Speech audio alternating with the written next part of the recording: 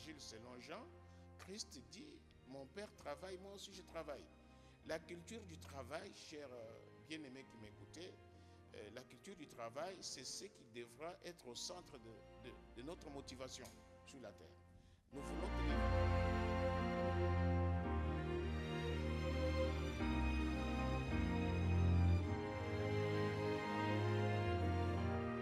que l'homme avait une mission dès le départ, ce n'était pas de croiser le bras et attendre que tout vienne du ciel ou que Dieu lui fasse tomber ce qu'il faut pour vivre ou pour exercer sa mission. Et nous sommes dans la joie de partager avec vous, chers bien-aimés, au sujet de la révélation dite la Christocratie. Il y a énormément de facettes à considérer dans le concept Christocratie, comme le mot l'indique. Au cœur de cette révélation, il y a Christ, Christos, comme cela est tiré du grec. Et Christ nous révèle, au travers de ce concept, une culture nouvelle de vie en ce qui concerne les communautés chrétiennes ou en ce qui concerne l'expansion du christianisme. C'est vrai que c'est bon que nous apprenions qu'il faut naître de nouveau, qu'il faut exercer des dons spirituels, qu'il faut marcher par l'esprit, vivre par la foi, etc. Cela est tout à fait vrai.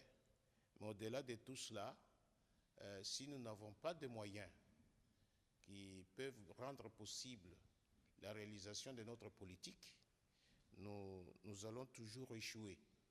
C'est pour cela que, en ce qui nous concerne, humblement, nous voulons partager sur la culture de la Christocratie. Nous voyons Dieu dans le premier livre de la Bible appelé Genèse, au chapitre 2. Quand nous lisons verset 8, nous voyons que Dieu, l'Éternel, planta un jardin en Éden du côté de l'Orient et il y mit l'homme qu'il avait formé.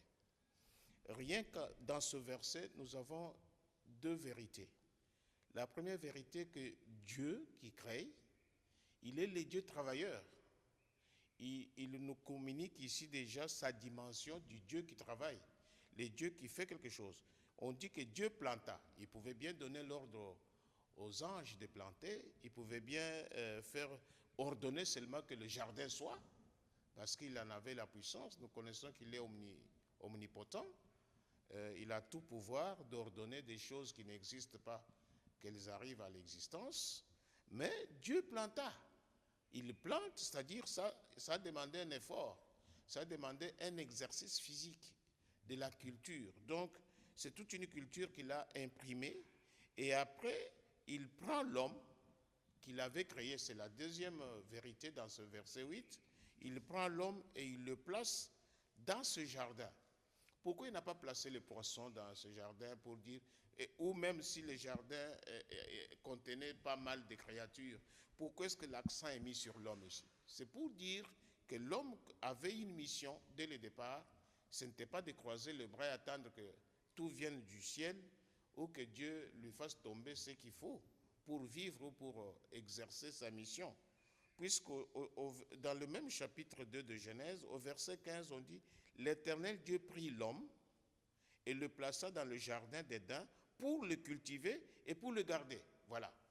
Donc, il amène l'homme dans la sphère du contexte de la création, de manière à ce que l'homme ne soit pas oisif, ne soit pas paresseux, ne soit pas lâche pour tout attendre de lui, le Créateur, mais il le place là dans le jardin, lui-même a préparé le jardin, et ensuite il place l'homme là pour le cultiver et pour le garder. Donc il donne une tâche à l'homme. Donc dans l'entendement de Dieu, Dieu veut que l'homme travaille, l'homme produise, l'homme exerce une activité. Et partant de là, nous voyons que de génération en génération, il a continué à être le même Dieu là, puisque quand nous voyons maintenant avec l'avènement du Christ, dans l'évangile selon Jean, Christ dit, mon Père travaille, moi aussi je travaille. La culture du travail, chers bien-aimés qui m'écoutaient, la culture du travail, c'est ce qui devra être au centre de notre motivation sur la terre. Nous voulons que l'évangile avance, nous voulons que des églises soient implantées, nous voulons que l'évangile soit annoncé jusqu'aux extrémités de la terre. Il faut des moyens. C'est pour cela qu'aujourd'hui, il y a les avions qui existent, il y a des bateaux qui existent, il y a des véhicules qui existent. Mais pour arriver à quitter un point pour un autre, il faut prendre ces choses. Et pour prendre ces moyens-là de locomotion, il faut des moyens, les moyens financiers. Il faut des moyens matériels, puisqu'il faut manger, il faut se vêtir, etc. Mais comment est-ce que nous allons avoir accès à ces moyens-là si nous ne travaillons pas? Si l'homme qui est utilisé par Dieu, l'homme qui est appelé serviteur ou servant de Dieu, n'arrive pas à travailler pour produire les moyens financiers, les moyens logistiques, le moyen matériel, de manière à rendre concrète sa mission. La mission, vous pouvez avoir toute la connaissance des Écritures, vous pouvez avoir toute la théologie dans la tête, mais si vous n'avez pas de moyens pour vous déplacer, un jour on va vous enterrer avec ça, avec de très beaux discours autour de ton cadavre. On va t'enterrer, mais tu vas partir, on va dire cet homme, ça a été une bibliothèque. Mais il n'a pas pu se déplacer, faute de moyens. Alors, et puis les moyens là, ça veut dire quoi? Il ne faut pas attendre que les autres produisent les moyens pour les mettre à ta disposition, puisque toi, tu dois aussi faire quelque chose. Personnellement, chacun de nous, là où Dieu l'a planté pour faire sa mission, chacun de nous doit cultiver, doit avoir l'esprit de travailler, de produire. Il doit être productif, de manière à ne pas être dépendant des autres. Aujourd'hui, nous voyons, il y a la mendicité dans l'œuvre de Dieu. Il y a les gens qui ont toujours la main tendue. Il y a des gens qui deviennent jaloux puisque les autres ont plus qu'eux. Non, mais si quelqu'un a plus, ça veut dire qu'au départ, il a compris que dans le royaume de Dieu, dans la gouvernance de Christ, l'esprit qui domine là-bas, c'est l'esprit du travail. C'est-à-dire qu'on doit produire de manière à soutenir l'évangile. On ne doit pas être... On peut être interdépendant, on ne doit pas être dépendant des autres, financièrement parlant, matériellement parlant. Jésus a dit, mon Père travaille, moi aussi je travaille. Parce que ce n'est pas un royaume des lâches. Le royaume de Christ, ce n'est pas le royaume des lâches. C'est le royaume de ceux qui travaillent, ceux qui produisent, de manière à ce que l'évangélisation soit soutenue. Quelqu'un a dit, l'évangile ou la bonne nouvelle, elle est gratuite, mais l'évangélisation, elle est coûteuse. C'est-à-dire, transporter l'évangile d'un coin vers un autre, ça demande, il y a un prix à payer, il y a un coût qu'il faut payer. Donc c'est très important, bien-aimés, c'est pour cela que l'apôtre Paul nous édifie aussi dans sa première lettre aux Corinthiens et même la deuxième lettre aux Thessaloniciens plutôt, à l'église de Thessalonique, il dit, celui qui n'a pas travaillé, qui ne mange pas. Aujourd'hui, qu'est-ce qui se passe?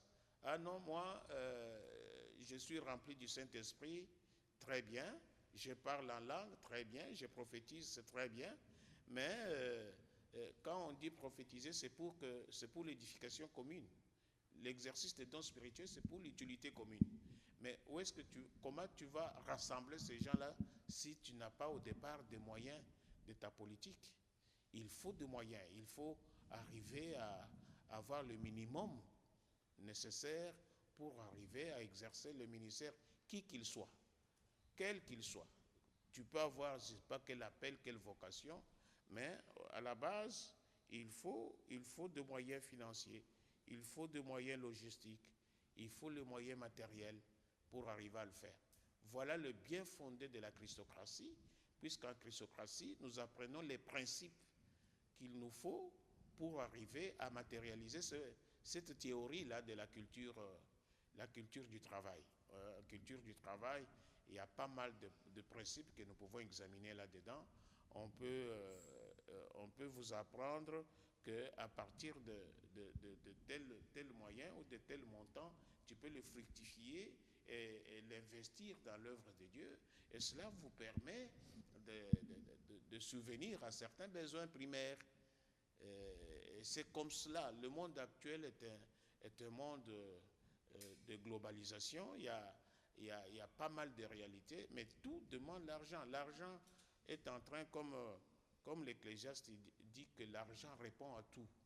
Hein. Ce n'est pas le message premier que nous apportons aux gens. Nous disons aux gens qu'il faut donner vos vies au Seigneur. Nous disons aux gens que l'Église devrait être constituée aujourd'hui des sacrificateurs, puisque nous sommes une race de sacrificateurs aujourd'hui. Tout le monde doit agir, tout le monde doit être participant à l'œuvre missionnaire, c'est vrai, d'une manière ou d'une autre. Mais après qu'on ait été brisé par le Saint-Esprit, après qu'on soit régénéré par l'action du Saint-Esprit par l'apport de l'Évangile, au-delà de tout cela, il y a des choses à faire. Nous n'allons pas croiser les bras. Nous devons chercher à aller plus loin. Parce que être riche ou être pauvre, c'est dans la tête. C'est dans la tête de la personne. Il y a des gens qui pensent qu'ils sont condamnés toujours à être assujettis aux demandes ou à avoir toujours la main tendue vers les autres. Non, non. Ce n'est pas une condamnation, ce n'est pas une malédiction. Nous devons plutôt être libérés de cette pensée-là qui nous garde captifs à penser que la richesse c'est pour les autres. Non, non. Si tu crois au nom de Jésus-Christ que ce que les autres ont réussi en faisant ceci, en faisant cela, tu peux aussi les réussir. Tu vas réussir. Rien à faire. Voilà. Donc, pour cette introduction, nous pouvons donc nous arrêter là. Avec le temps, on pourra peut-être chercher à enrichir avec d'autres principes qui peuvent nous aider à comprendre que la culture du travail est l'un des principes moteurs dans la christocratie. Merci beaucoup.